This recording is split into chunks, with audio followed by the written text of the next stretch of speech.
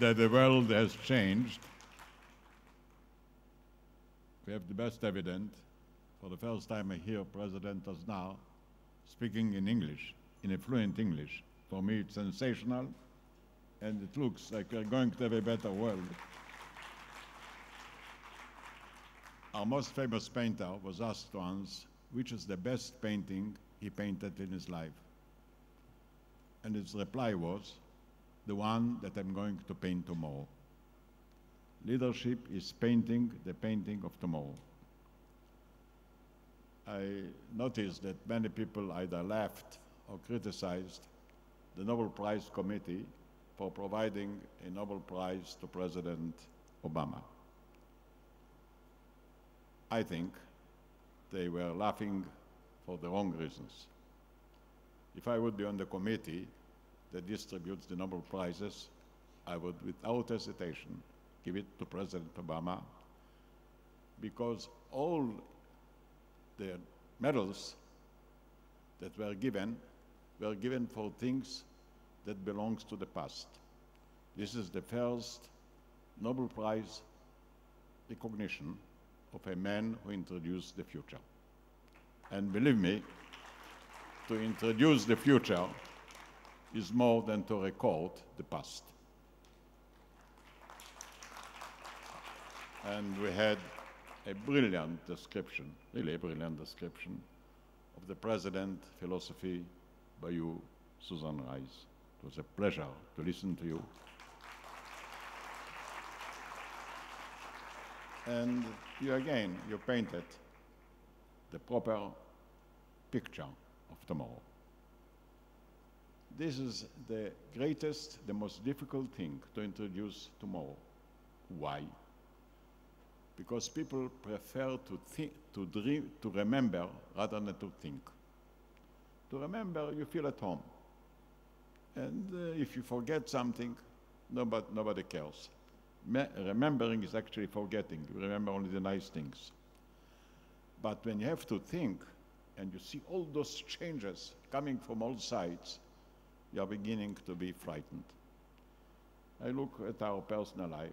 In the last 100 years, in my judgment, the greatest achievement was giving equal rights to women. Since then, all of us are nations of 100%, not nations of 50%. And even today, if somebody is hurting a nation, it's by continuing to discriminate the women. They lose 50% of the nation, maybe the better 50% of the nation. And also, instead of introducing children that are being educated to face a new world, they keep their children as victims of an old age. So this is it's not a technological change, it's a philosophical, moral change. And then also, whoever did it is saying that we can reduce the mortality of babies. Some more babies are remaining alive. And now we feel deep in our hearts that one of the greatest tragedies in life, when a newly born child is a disabled person, we are beginning to overcome the disability of those children, those men. We are not far away that even a blind person will be able to regain his sight. Then everything changed in our personal life. I shall make it very brief because the hour is late. You know, until 20 years, we were considered young people. We have to learn, we have to study. Now look at a 13 or 14-year boy or girl. They are grown-up persons, physically and intellectually. They know more than we do. My children know more than I do. They are stronger physically. They are up to date. They have a small box of an iPhone or Google phone, every phone. The whole world in this small box. And my God, they know more than we do. And they can do more, but we don't let them into the real hierarchies of our life. Why? I know that today what we used to call children or boys or girls at the age of 14 or 15 can become scientists, can become managers, can become teachers, can contribute a great deal to the life of everybody. I can say the same about old age. You know, I'm 87 years old. They say, why do you look so good? My answer is, why do you look so bad? Everyone can really look good. Don't smoke, don't eat too much, believe in something, don't serve your ego, serve other people. You look well. You will have a meaningful life, and the children will not have to work for you. I feel I can work for my own and contribute, and everybody can do it. And when somebody says, you know, up to, in Hebrew we say, up to 220 years, I say, why are you so stingy? Leave it open. Because all of us are advancing. And now we are leaving the villages. We are going over to cities.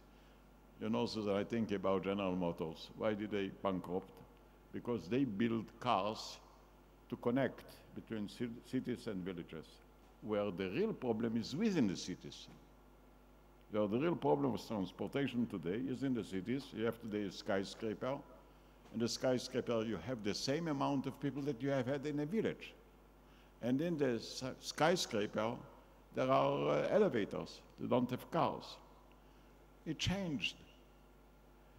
And then it's just the beginning. I mean, they say land is stable. I'm not sure. If you develop your life, the cost, the value of land jumps up. Real estate is no longer real, it's imaginary. And real estate is the most sportive capital I can think of. It jumps all the time, either up or down, but it's never real. And the same goes for people. Even if the land remains, the people are moving. All of us are on a move. And today, democracy is not the right to be equal, but the equal right to be different, the equal right to live in a different place, the equal right to move around. We are mobile. Why stop? And then we know we are at the beginning. We think we made a great deal of progress with science. If we really did a great deal of progress with science, we learned that we are just at the beginning. More we learn, more we know that we don't know yet what we should know. So this is a conference of tomorrow. And please follow our painter. Please follow your president. Please follow our call. And if we shall do it, we shall serve humanity, we shall serve our children, we shall serve peace, we shall offer a better world that we have inherent. Thank you.